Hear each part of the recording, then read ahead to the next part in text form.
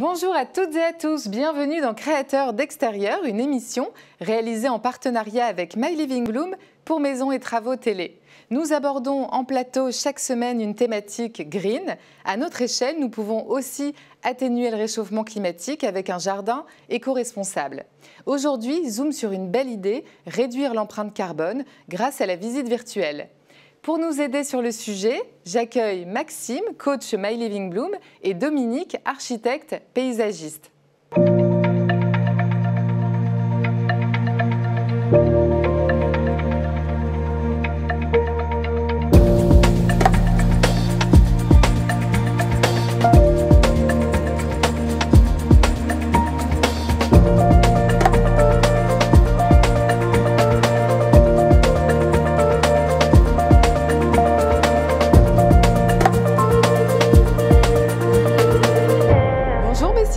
Bonjour.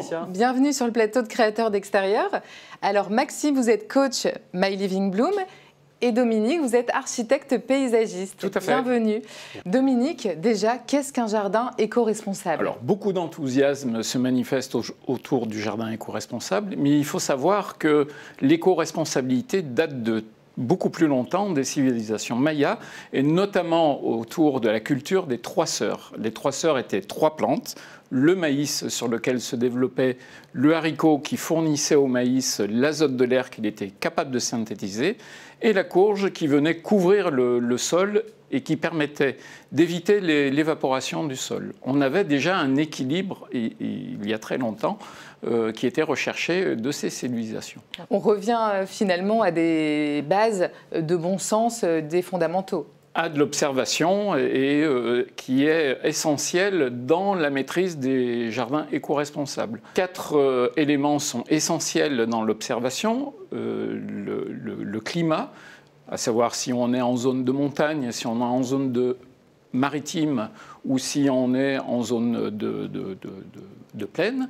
Ensuite, on a le microclimat, à savoir si on est plutôt en zone de vent entre deux collines ou au contraire à l'abri. On est ensuite dans des considérations d'exposition solaire. Si on est par exemple en exposition sud, c'est très différent de l'exposition en UBAC côté nord. Et enfin, le sol avec ses qualités argileux, acide, basique, calcaire. Ce sont des facteurs qui sont déterminants pour le jardin écologique. Et alors, réduire l'empreinte carbone, puisque c'est la thématique de l'émission, qu'est-ce que ça vous évoque en tant qu'architecte paysagiste? Alors, réduire l'impact carbone nécessite donc une grande observation du milieu naturel et d'avoir le geste qui correspond au souhait donc, du client, mais aussi qui correspond à l'identité du lieu dans lequel on travaille. Par exemple, lorsqu'on a des travaux de terrassement, il est complètement désuet de mélanger la totalité des terres. Il vaut mieux garder la couche superficielle, environ 30 cm, qui est une couche qui est déjà en état d'équilibre, donc la mettre de côté, et puis terrasser le reste du sol pour des remblais, et donc ne pas en fait détruire l'équilibre qui existe déjà au niveau du terrain. On observe aussi la restitution des eaux de pluie ou celles qui circulent sur le sol. Le but, donc, c'est d'emmagasiner et de restituer cette eau au meilleur moment pour les plantations. On a le choix des espèces végétales, qui est essentiel. Et enfin, les auxiliaires de vie, les abeilles et pucerons, etc., qui sont nécessaires à l'équilibre du jardin écologique. Merci pour tous ces conseils. Alors vous, Maxime, chez My Living Bloom, on parle d'observation, comme on l'a vu. Comment vous faites pour vraiment travailler ces informations sur le jardin chez vos clients? Chez My Living Bloom, nous avons développé un système de rencontre par visioconférence. L'idée étant d'inviter le client à nous rejoindre au moment qu'il le souhaite, où il est le plus disponible, pour pouvoir ensemble co-construire son projet, c'est-à-dire de découvrir en temps réel ces zones à aménager, mais surtout prendre en considération son environnement existant. L'idée étant d'instaurer un dialogue pour pouvoir proposer des solutions d'aménagement, répondre à ces interrogations et également pouvoir bien cerner le projet dans sa globalité. Et quels avantages en découlent par rapport à, j'imagine, la réduction de l'empreinte carbone ? C'est exactement ça. La réduction de l'empreinte carbone, c'est l'avantage majeur. C'est-à-dire qu'avec ce système de visioconférence, nous sommes en capacité de réduire les déplacements. On a fait le calcul, sur 100 jours de déplacement par an, qu'un artisan passe donc sur la route, 80 d'entre eux n'aboutissent à rien. Ah oui. Avec ce principe, My Living Bloom permet à ces artisans d'économiser 67 jours. Donc c'est du temps en plus pour eux, pour le consacrer à autre chose, à leur vie de famille ou également à des tâches annexes qui survolent quand ils sont pris par le temps. Oui, bien sûr, c'est gagnant-gagnant d'un point de vue l'artisan et le client aussi, qui n'a qu'un seul rendez-vous. Justement, nous allons découvrir un cas concret puisque vous avez fait une visite virtuelle avec une de vos clientes et nous avons le reportage, regardez.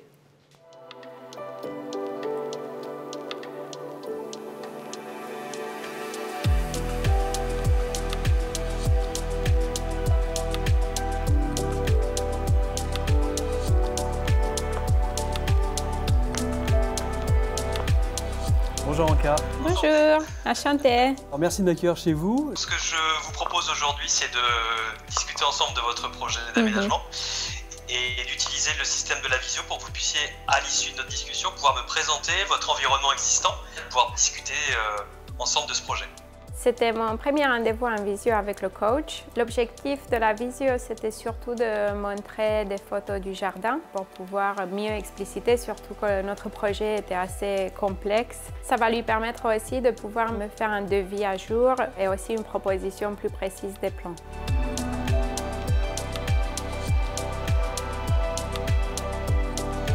J'ai beaucoup apprécié la visio. Je pense que c'est quelque chose de plus moderne et dynamique. Donc, ça permet d'échanger vraiment en temps réel sur les besoins et aussi sur des différentes idées qu'on puisse avoir, voir si c'est faisable ou pas.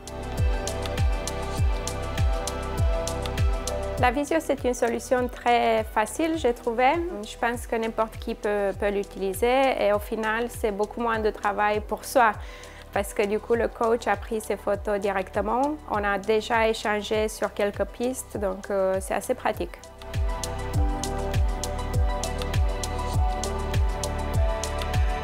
C'est peut-être un peu plus pratique que d'échanger juste par email. Finalement, tu as très vite un retour direct sur ton projet et aussi une estimation avec moindre d'efforts pour toi, alors que je suis assez occupée habituellement. Donc, je recommande ça aux personnes avec un planning assez chargé. Je vous remercie encore de m'avoir accueilli. Écoutez, je travaille sur votre projet et je reviens vers vous très rapidement. Ok, très bien. Merci beaucoup. Merci beaucoup. Au revoir.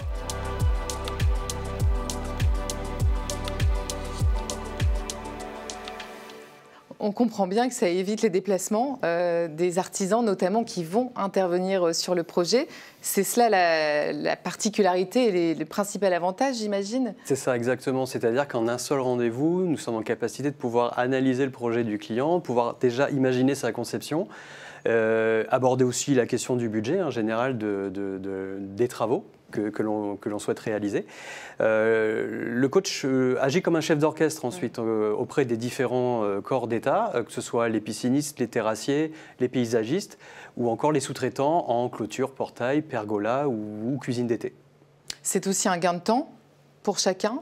Oui, effectivement, un gain de temps à la fois pour le client car nous sommes en capacité grâce à ce système de prendre en considération très rapidement son projet et de pouvoir déjà analyser les différents points techniques qu'il faut relever et également aborder bien sûr le côté coût qui est très important. Et c'est également et surtout aussi un gain de temps pour les artisans qui n'interviendront que sur des projets bien validés et bien qualifiés. Intéressant donc. Merci Maxime. Dominique, est-ce que vous pouvez nous donner quelques conseils pour avoir un jardin plus respectueux de l'environnement? Alors, j'ai envie de vous donner 4 conseils qui correspondent à un jardin écologique. Tout d'abord, 4 niveaux d'intervention. Le premier, ça va être au niveau des sols. on travaille sur la qualité du complexe argilo-humique, c'est-à-dire le mélange d'argile, matière organique, sable. Le but, c'est d'améliorer ce complexe pour arriver à un équilibre favorable à la vie microbienne et au développement des plantes.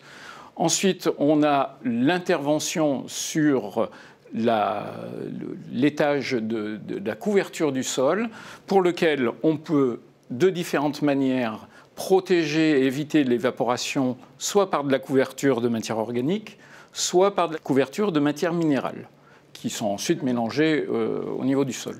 Une deuxième possibilité, c'est de développer des herbes favorables, comme le lotier corniculé, comme des légumineuses, qui vont se développer, qui vont capter en fait l'azote de l'air, par exemple, et qui, une fois mélangés au sol, vont favoriser la biodynamie de ce sol. Ensuite, c'est au niveau du choix des espèces qui vont favoriser soit les abeilles, soit les papillons, vont favoriser soit cette vie de butineurs, soit au contraire, par des décharges au niveau racinaire de toxines, vont tuer des animaux qui vont des insectes et qui vont se développer au niveau du sol comme les nématodes. La quatrième intervention va être au niveau de la canopée, c'est l'étage donc supérieur, de tout ce qui est arbres, qui vont venir en fait protéger, ombrer, favoriser un milieu naturel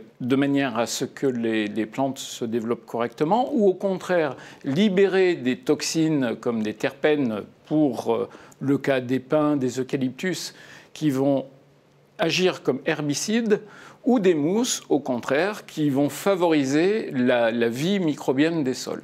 Oui, donc on comprend bien qu'il faut faire attention au sol, à l'eau, à la flore et à la faune. Tout à fait. Merci beaucoup Dominique. Alors je vous propose de découvrir un jardin métamorphosé. C'est notre rubrique Jardin révélé, direction l'Indre-et-Loire. Regardez. Cette maison contemporaine a été construite sur une parcelle nue qu'il a fallu paysager. Afin d'amener un maximum de végétalisation, les toits terrasses sont dotés de graminées de style prairie. L'extérieur abrite aujourd'hui plusieurs espaces, comme le solarium autour de la piscine surplombée de palmiers, une cuisine d'été, un potager sous serre, un abri de jardin et 400 mètres carrés engazonnés.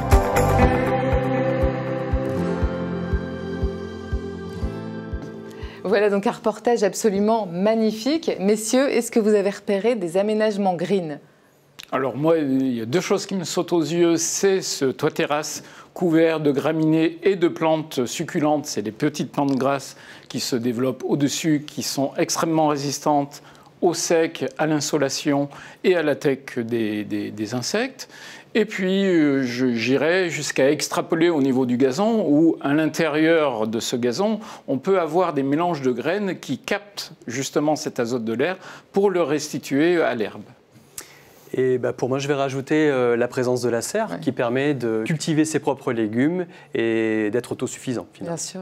Merci pour votre participation à cette émission placée sous le signe du développement durable. Merci à vous. Merci Laetitia.